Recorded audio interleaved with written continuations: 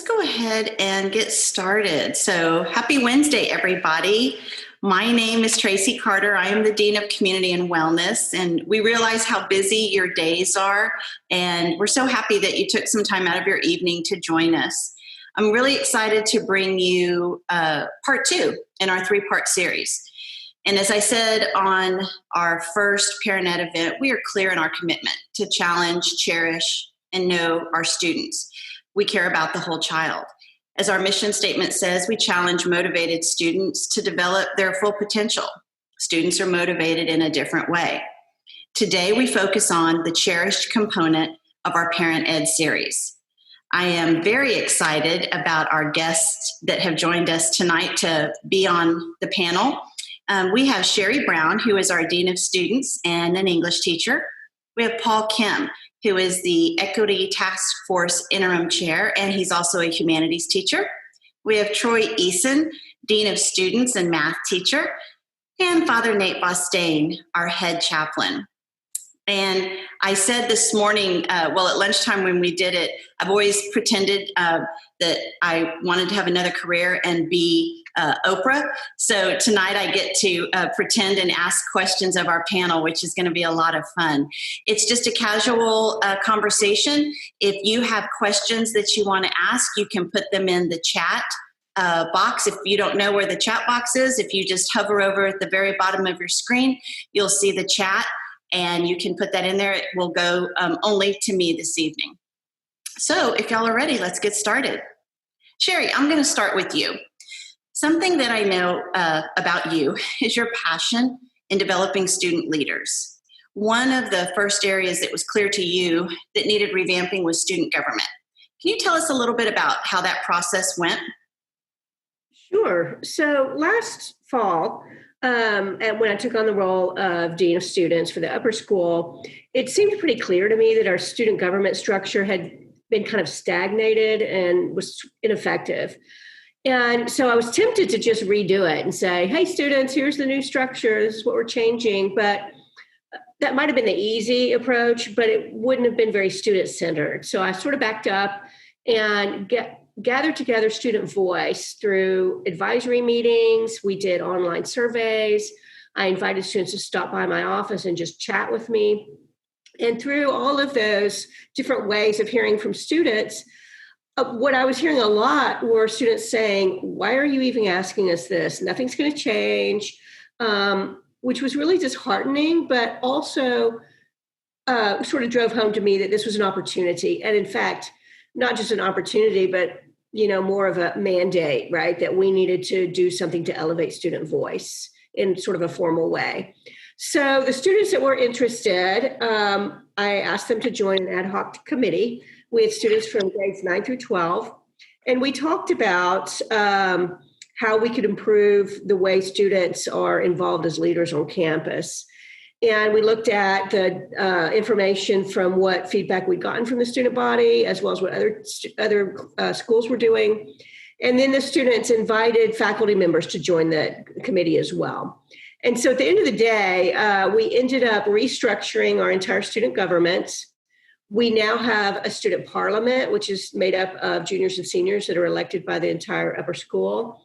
We have the class officers that are elected by their classes. And we also have some student committees, which are students who they sort of self-select and they go through an application process, and the students on those committees are from grades 9 through 12. And so through a structure that the students themselves created, it has given them a process to be involved in every aspect of the TMI community and to really develop their leadership skills with that kind of support and that we now have in place for them. So as that new structure came about from student parliament and student government, did that lead to any new changes? So I think the most significant change is what's happened with the student committees. That was really new for us. And in particular, the student policy committee has been really sort of a surprise for me. When students wanted to form that committee, I was really concerned that we would have an organization where students sort of complained about procedures and policies they didn't really like, but didn't have anything constructive to offer, and then would feel disenfranchised because nothing changed. But that couldn't be further from the truth. This committee that is led by Troy Griffith has been really amazing in developing their leadership skills, taking initiative, building consensus. So what they do is they look at the policies and procedures and then focus on some that they think could be improved, come up with solutions, and then meet with administration. About a week or two ago, I met with this group and they had some processes that they felt like could be improved. And, I think this is a real risk. I mean, they are confronting an administrator and saying, yeah, your procedure doesn't really work. Can we have a better idea? And that's a really, I think, brave, courageous thing to do. But what was so impressive to me is they came in this spirit of collaboration, not, with a list of demands. They came in and said, hey, there's this procedure that we don't think it works really well. Here are some solutions we've come up with. And not only did they have one solution, they had several. And I think it was really humble of them to know that their top solution might not work because there are things they don't know about the community. And so they said, this is kind of what we'd like to see, but there's some other options as well. And so through that, we've already implemented some of their suggestions. And I'm just really proud of these students. And I'm also really proud of TMI for providing a safe, nurturing place where the students can take risks, grow their leadership skills, and be agents for positive change. So that is one thing that I would point out as being something really exciting. It's interesting because I would venture to say every single person on this call who's taken the time to be a part of it would say that, TMI is the best school that there is. And so many of our students have been met with challenges that we would never, as their parents, thought they would go through. And so, even some of us struggle with it. So the fact that all of these changes have taken place and there's been such a positive outcome from them. And I mean, obviously the life skills that they're getting from doing this, but that's really neat that even in what seems like sometimes gloomy times, our kids step up to the plate and want to do better. So that's really great. I'm glad that's happening for you. I'm going to move over to Paul Kim. Hey, Paul, you've been here for about 4 months now and as interim chair of the Equity Task Force. Tell us a little bit about what you've been up to. Thanks, Tracy, and good evening to everyone. Hopefully my internet connection is not as unstable as my computer has told me it is. But during the past couple of months, we've spent a lot of time just trying to listen and learn. We've also done some work in terms of trying to create a little bit of policy and a little bit of common language for the school to operate on. But we spent a lot of time, really trying to engage in deep conversation with students, with faculty, of course, with parents, and with alumni as well. Just hearing stories about their experiences during their time at TMI Episcopal, and trying to sort of put all of that in a context to understand what the equity needs at the school might be. I'm trying very hard to come into this very open. I don't have any sort of prescription about what needs to happen as a new member of the school community and San Antonio as well. But around that, we have seen a need for there to be some common understanding and common language. So Tracy, if you want to post the definition of equity, our sort of working definition of equity in the chat. Funny story about this is when we were first reaching out to alumni to have a conversation with them and talk about their experiences over the years, one of the alumni thought that we were actually talking about financial equity, and they thought that we were going to start some sort of financial, investment task force or something like that. So we had to sort of correct them and help them understand that we were talking about, improving in line with the school's mission, improving student experience so that their experiences had more fairness in them. And as you see in the definition, so that every student had the ability to reach their full potential during their time at TMI Episcopal. So just a lot of listening and learning and some writing and trying to, over time map out a path forward for us. And Paul, I know you remember I think our first call was with our alumni, and then we had a parent call. And the thing that I would say kudos to you and your group that you're working with is that I know our alumni felt this way, and I certainly did as well. As I felt very safe in things that I wanted to ask or things I questioned, and so I'm really glad that we have this task force, and I look forward to more things that can happen based on your committee and our students and everybody involved. I'm going to switch gears a little bit. I'm going to go over to Nate, Father Nate. Mm-hmm. So you have seen hundreds and hundreds, I probably should say thousands, but we'll say hundreds and hundreds of chapel talks while you've been chaplain at TMI. Talk to us a little bit about what that program means. Thank you for asking, Tracy. I would like to tie in the Senior Chapel Talk program first and foremost to the equity work that we're doing. One of the cool tie-ins there that may not be immediately obvious is that with Chapel Talk program, every senior has equity in sharing their voice and their unique experiences here at TMI. And we talk about developing their full potential in service and leadership. Well, the Senior Chapel Talk program is a culmination of celebrating how they've attained their full potential at this point in life to live into who God made them to be.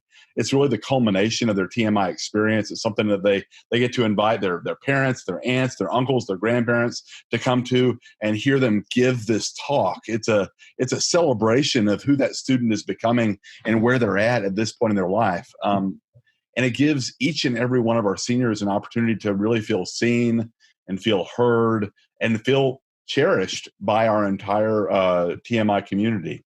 One of our former English teachers, Rita Stanley, talked about the Senior Chapel Talk program and called it the ethical valedictorian speech for each and every senior. And for those of us who've been at other graduations, you know that at other schools, they only have one valedictorian with one valedictory speech, and you only hear one voice. Well, here at TMI, every senior gets to give their own valedictorian speech about how they've grown spiritually and ethically during their time here at TMI, and it's just an incredible celebration of who they are. The other thing that I love about the Chapel Talk program is that the Chapel Talk program is not just a solo affair. It's not like I give each senior their date in chapel and say, good luck, see you later. The cool thing about the Senior Chapel Talk program is that it brings together the English faculty, it brings together the chaplain, it brings together the Senior Chapel Talk coach, and we have Chapel Talk coaches that come from every department of faculty at TMI. We've even got Chapel Talk coaches that come from the business office over in Ayers, and all of us come together to help prepare the student from the time they first get the idea for the Chapel Talk to the time that they deliver it, and everywhere in between, to help them hone it, help them practice it, help them make their presentation of their life lesson as compelling as it can possibly be. Like I like to say, it takes a village to raise a Chapel Talk, and that's what we do here at TMI. That is true. Of all of the Chapel Talks that I've been privileged to watch over all these years, and I see some senior parents on this call this evening, there's nothing like watching your own child when they give their Chapel Talk. And so parents, just as a little inside tip, Father Nate does have Kleenex up at the tech booth. So when it's time for your child to give their senior talk, don't worry about it. We got you covered with that. Amen. All right, Troy, I'm going to move over to you. I know as Dean of Students, a lot of people perceive that position as probably disciplinary only. Can you talk a little bit about the redemptive discipline here at TMI?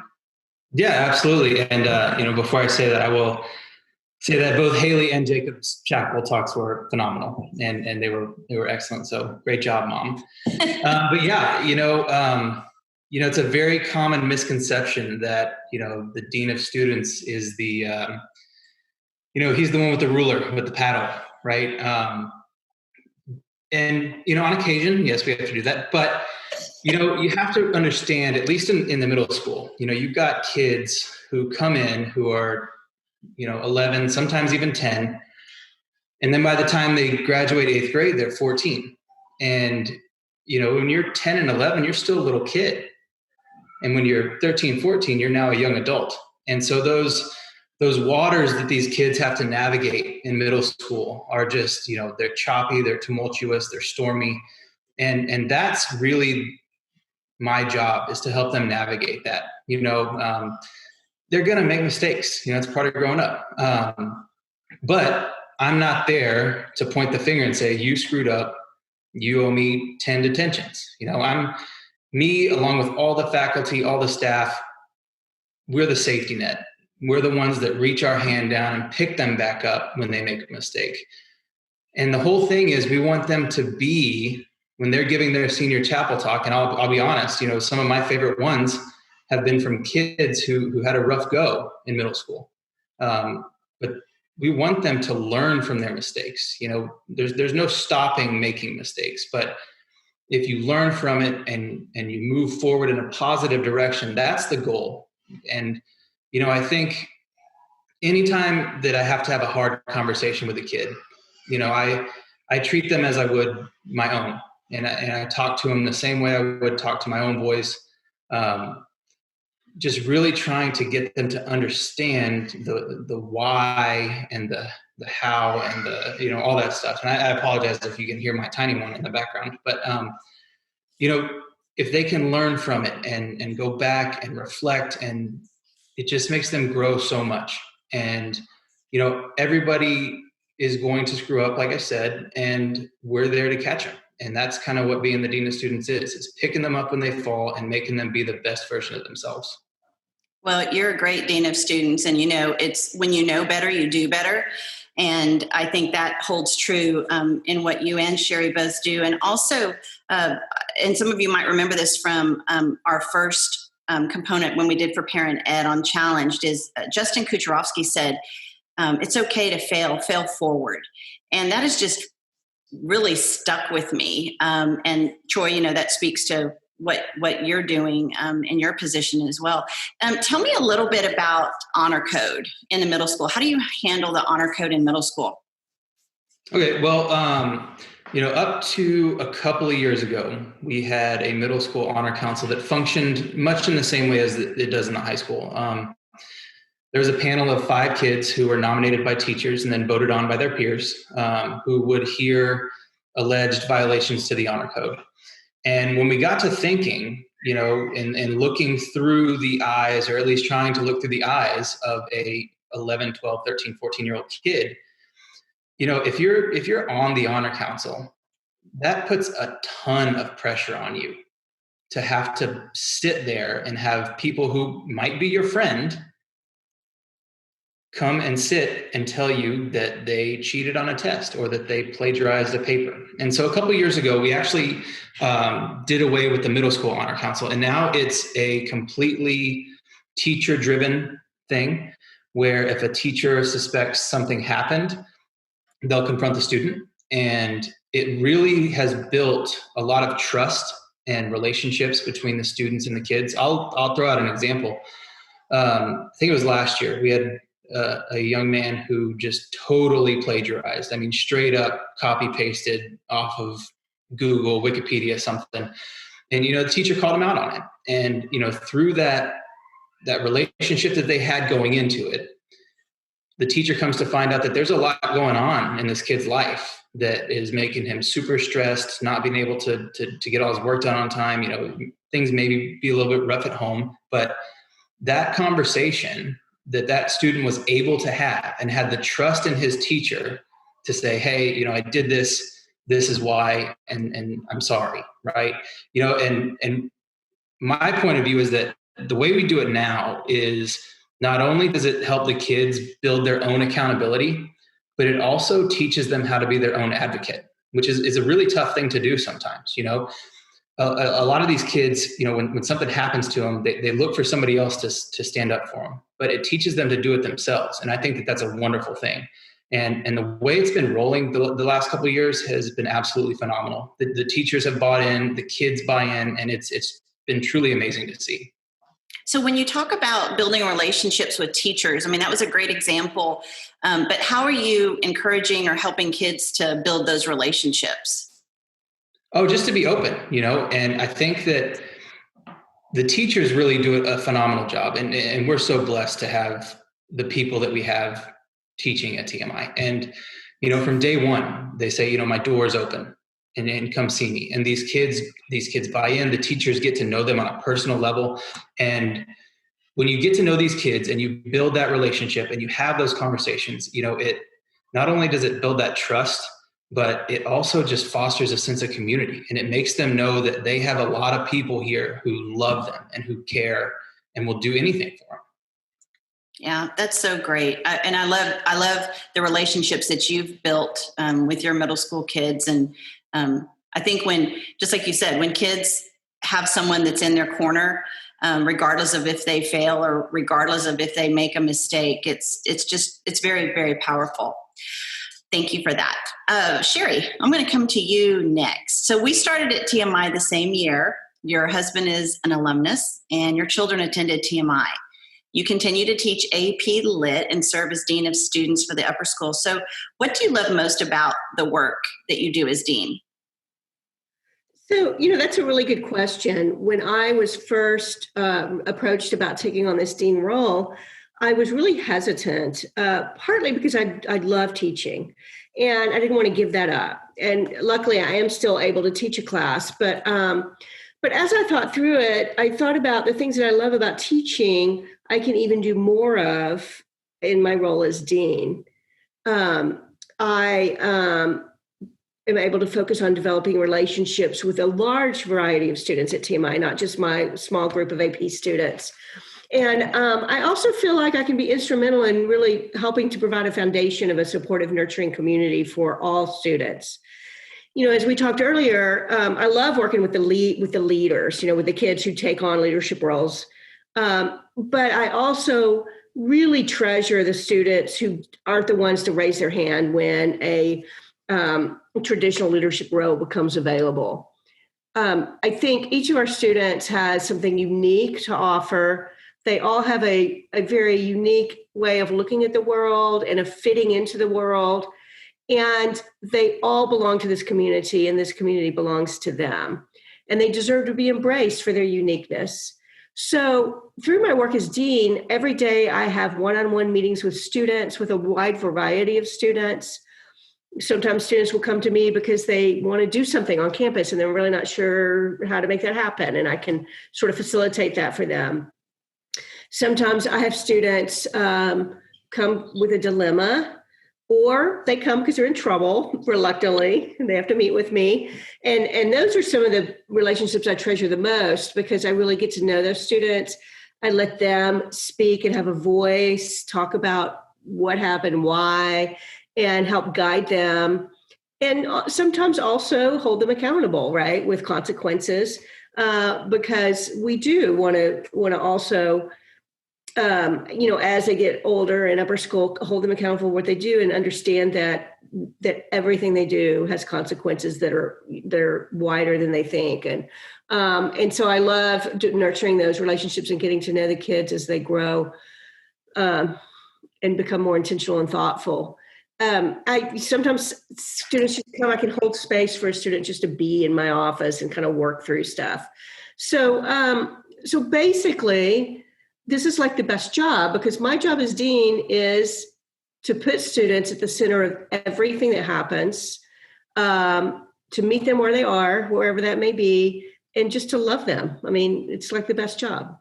So here I am. I think all of us on this call who work for TMI would probably say, no, I have the best job. But I mean, the older I get in my life, it's really wonderful that I can say that, Anyway, I love how you also said you help kids find where they fit. I just love that, find where you fit, because everybody does fit somewhere. Paul, moving over to you, the work that you do with the Equity Task Force, talk a little bit about how that will affect our students, their experience at TMI. Yeah, to piggyback on what's been said by the group here, as students go through an education at TMI Episcopal, part of what's happening is that they're developing their identity, and in middle school and high school, And even beyond that, we know that that's not always an easy process. So it certainly helps to have a big community of adults and peers too, in line with the work that Sherry's been doing with the different student leadership groups, for there to be sort of an authentic sense of support that they feel, and more than just sort of feeling it, that it happens even when you don't necessarily feel or notice it, that those structures are in place so that each one of our students can have the most positive experience possible, knowing that they all need different things, and that through that sort of individualized or customized support, I suppose you could say, that they all develop an authentic sense of belonging. That's very true. Nate, I'm going to come over to you. So TMI is a very diverse community with people of all ages and backgrounds and even religions. So how does the chapel program include that much diversity and help everyone feel cherished and included? Yeah, I think that chapel's a lot of fun, but it's also a really big challenge, right? I mean, we have this diverse community, and whenever we have chapel all together, and in a non-COVID world, we'd have like 600 people in chapel at one time, and we would have people in there from age 11 to age 70. And those people are coming from all kinds of different backgrounds, from urban areas, from rural areas. We got people from every cultural background. We've got people from all kinds of different religious backgrounds. I have lots of friends, of course, that are Episcopal priests, and they work in parishes, and their congregations are all Christians and all really one type of Christian. Well, not only do I have Christians, but I have every type of Christian in chapel with me, Catholics and Protestants and Orthodox. But not only do I have various kinds of Christians, I have a whole swath of religious others as well. We've got Muslims, we've got Jews, we've got Hindus, we've got Buddhists, we've got folks that identify as secular, all in one place under one roof to come together for the same chapel. And that puts quite a challenge for me, but I love that challenge because it's really an extension of Episcopal identity. It's an extension of our work with equity, because equity is all about diversity and inclusion and helping people feel welcome or helping people feel cherished, right? So the balance that I like to try and strike in chapel, I like to call it being authentically Christian and yet genuinely inclusive. On one hand, we are TMI, the Episcopal School of Texas, and we are authentically Christian. We come together, we pray in the name of God, the Father, Son, Holy Spirit. We read Christian scriptures. We pray prayers together. We talk about the great ideas of the Christian faith, how the God of love is known uniquely in the person of Jesus to save and to heal the world. But because we follow Jesus, we try and do what Jesus did. And what Jesus did was that he radically welcomed everyone. He fed everyone. He healed everyone. He liberated everyone from evil and from suffering. And then he challenged everyone that he came across to become the best version of themselves. So that's what we do here at TMI. We welcome and embrace everybody from every walk of life, from every culture, from every background that we get. We cherish them. We love them. We care for them. We welcome them in our midst. We heal them. We feed them. And we challenge them to become the best possible self that they can, living into the fullness of who God made them to be. And that's kind of how we strike that balance.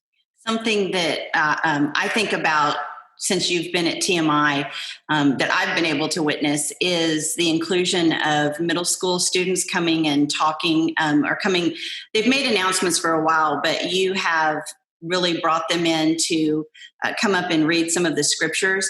And I love when they can just barely see over the lectern, and that, reading scripture, sometimes there are some really difficult words to pronounce. And what just gives my heart so much joy is when they finish and they're walking off and there's just this roar of the crowd and applause of all of the student body embracing that they were brave enough to come up, that they felt that they were valued and included. So anyway, I love that you do that.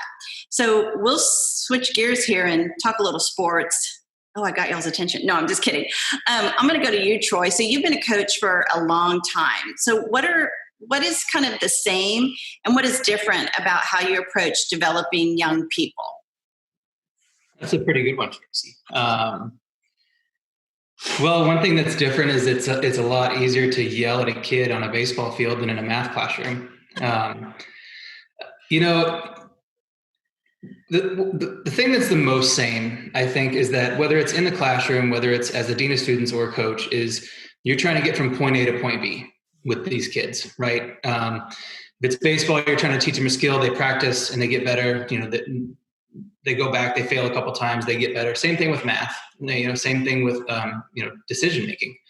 So that's kind of the same. We want to get them from point A to point B, and we're there for them when they fail, and we're there for them and pick them back up.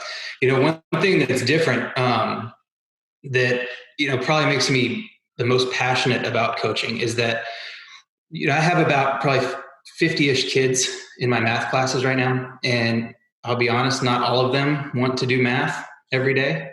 But when you get out there on the baseball field, you're there with kids who want to be there and who want to succeed at what you're trying to teach them.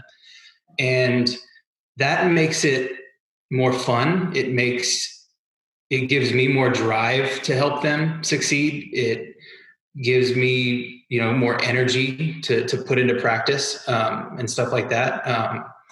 I think one thing with sports that it teaches you is that, there's super highs and super lows, right? There's, I'll take you back 2 years. We won our first district championship in at least 20 years, right? And, these kids who had worked so hard and been there every day, the pure joy that was on their faces. And I'm standing there, hugging Patrick Davis, and we're both crying for, I don't know why, but it was just that moment where you're so happy for these kids, you're happy for each other, and fast forward 2 weeks later, and we lose in the playoffs, right? Third round of the playoffs, farthest we've gotten in a long time, and you see these kids who, 2 weeks ago were on such a high, and now they're just devastated. And you feel bad for them, but at the same time, you've become family, and you love them. And you're able to kind of take that away. And, some of these kids, I feel for them last year, right? Our seniors last year, right? They didn't get to finish their senior year. And, one of them, Zach, I've known him since he was 8 years old. We coached him in select ball. He came to TMI, and it was hard on him. And fortunately for me, and unfortunately at the same time, I went through the exact same experience. So I didn't get to finish my senior year season either. And so I knew exactly what he was feeling. And to be able to convey that to him and let him know, it's going to be okay. This is a game, right? It's the game that you get to play, you're privileged to play, and you can forget about everything else. If your girlfriend broke up with you 2 days ago, you don't have to worry about that out there, right? You don't have to worry about the math test that's next week. And I think that's one of the things that makes me love coaching so much is it's just an outlet for them to just forget about it and be a kid. And it's also a place where they know that they're safe and that they're loved and that we got people that want what's best for them. And I'm sure like the story about when you were in high school and then comparing it to Zach is that it makes you and all of us more real. I was saying earlier that, kids sometimes they freak out. I saw Mrs. Carter at the grocery store. Well, Mrs. Carter does have to eat, or, at the dry cleaners or wherever it may be. And so I think when you can share those real life experiences, it just helps our kids understand that maybe they're not the first ones. It's not the end of the world. Look at you now. Look at where you've come. So I think that's really cool.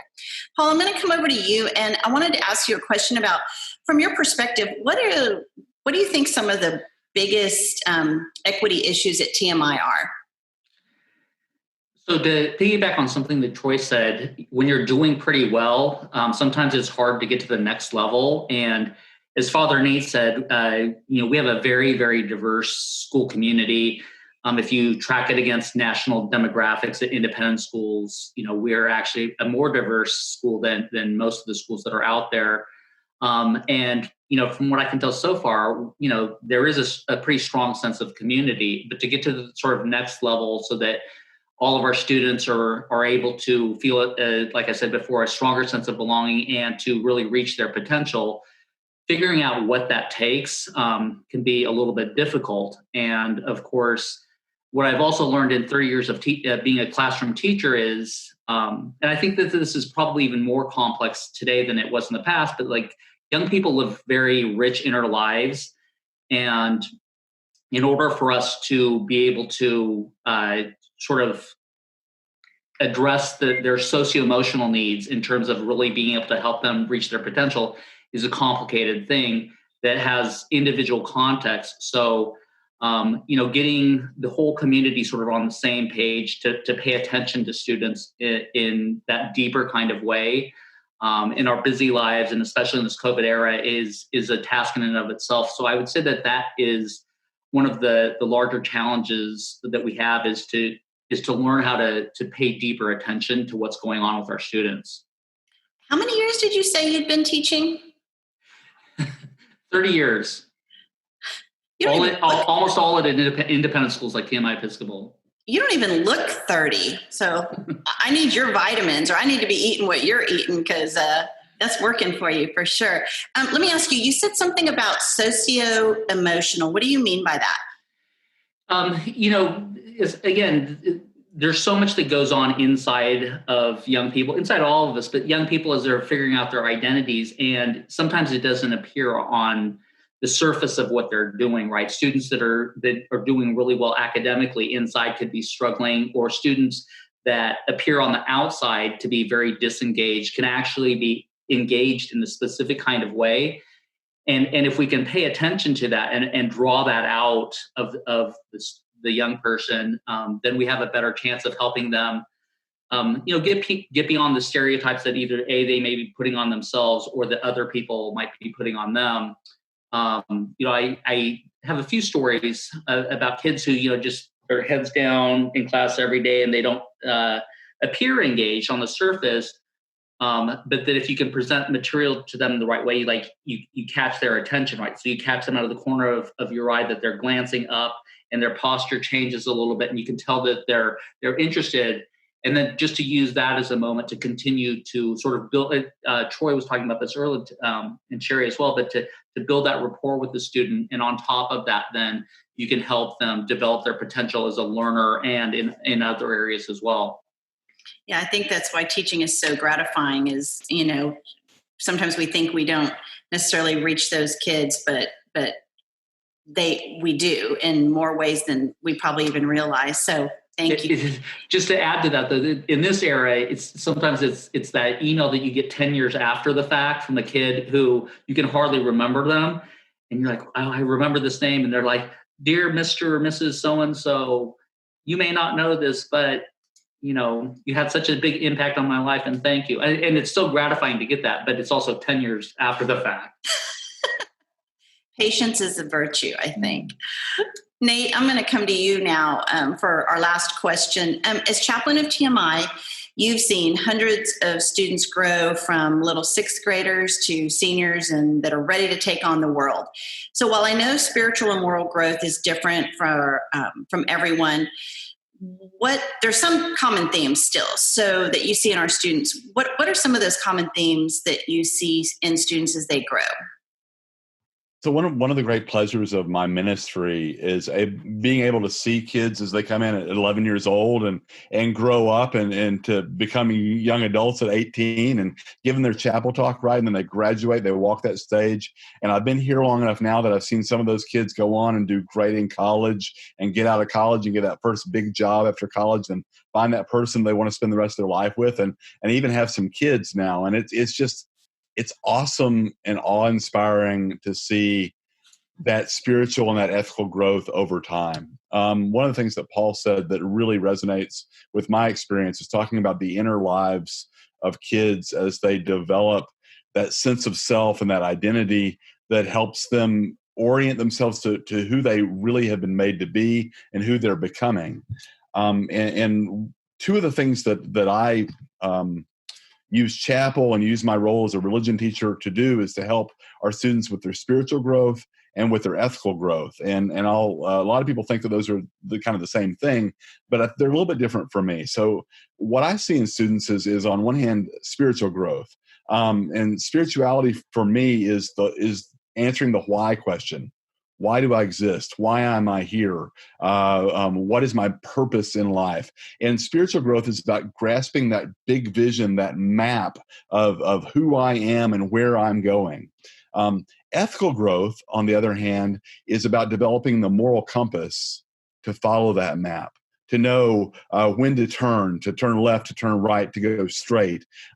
So whereas spiritual growth is about the why, ethical growth is about the how. How do I navigate my life map to become who God made me to be? And I see kids come in, and as kids grow from age 11 to age 18, there's some kind of really definite stages they go through. When they are young, when they're in middle school, they often come in with kind of a conventional faith. They're religious, and their spiritual identity is very much rooted in their family of origin, what mom and dad have always believed, and that's very much who they are. And as they grow up, they encounter all kinds of different belief systems. They encounter different religions. They encounter different ideas. And then in older adolescence, you see a lot of questioning, right? A lot of kind of deconstructing the norms and the assumptions, and asking questions about, is this right for me? Do I really believe this? Do I really own this for myself? And then finally, as you come through that time of questioning, you get into young adults, and young adults really kind of rebuild and reconstitute a faith that makes sense to them. And oftentimes it's a version of the faith that they were raised with, but now they've questioned it, they've looked at it, they've examined it, and they own it for themselves. And so this whole process of growth and identity for me is a lot like a dance. And the dance basically oscillates between, I'm part of my family and that's my identity. No, I'm separate from that. I'm different. I'm other. No, I'm part of it. No, I'm different from it. No, and a lot of us who've raised kids have seen this dance of, I love you, mom and dad, stay away from me. I love you, stay away from me. And so one of my great pleasures in life is to join our students in this dance of identity, in this dance of becoming, in this dance of figuring out who they are and who they're becoming, and helping them walk that path of growth with them. Paul talked about sometimes the payoff for what we do doesn't come until 10 years afterwards, and when you get that email. Well, just this last week, and it just made me think of this, I got an email, actually a Facebook message from a student that graduated several years ago, telling me that he was being baptized. And that he said that part of his spiritual journey started with knowing me and knowing other Christians at TMI that represented a different form, a very loving form of Christianity that made him really feel included. And he's been working on that for the last several years, and now he owns that for himself. And my hope for all of our students would be that they would become and they would find who they are made to be and live into the fullness of that potential. Thank you for that. Well, I would say that if we would say that tonight was a dance, I sure had fun at this dance. If you have any questions, we are done with what we had prepared for you this evening. If you want to put anything in the chat box to ask a question, we certainly can do that.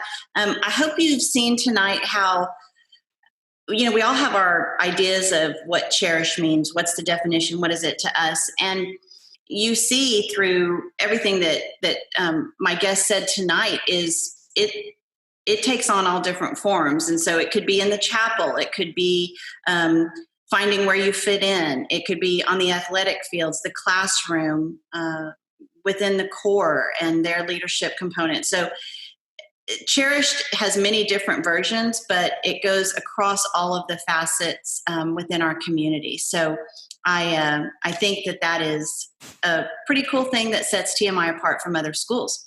So I am going to, you got to shout out Father Nate. I wanted just to remind everybody that we have our last event in the 3-part series that will be on December 2nd. We're going to do that one at 9 and at 6. And for that event, we're going to have our school counselor, Lisa Condry. We'll have our nurse, Stacy Smith, Troy Griffith is going to join us. He is a math teacher, a dorm parent, a basketball coach, and then also Sarah Murphy, who's also a dorm parent and a college counselor. And so we'll wrap up our series with Known. I'm excited for you to hear what our group has to share, and an email will go out in probably just the next day or two. If you have any friends that weren't able to join us tonight, all of our Parent Ed series are recorded, and they are on our TMI YouTube channel. And Stephanie Gish is working on a special place for Parent Ed on our TMI website, and she is building that, and we should have that as a central place for everybody to come back and look for past events if they want to watch the recording, or also for our upcoming events. So I know y'all all either have to go make dinner or eat dinner or help with homework, or maybe just go to bed. And I appreciate your time. My guests appreciate your time. TMI is the community because of the parents like you who are so vested in everything we do, even beyond your specific student. So we thank you so much. Have a good evening. I love you all, and go Panthers.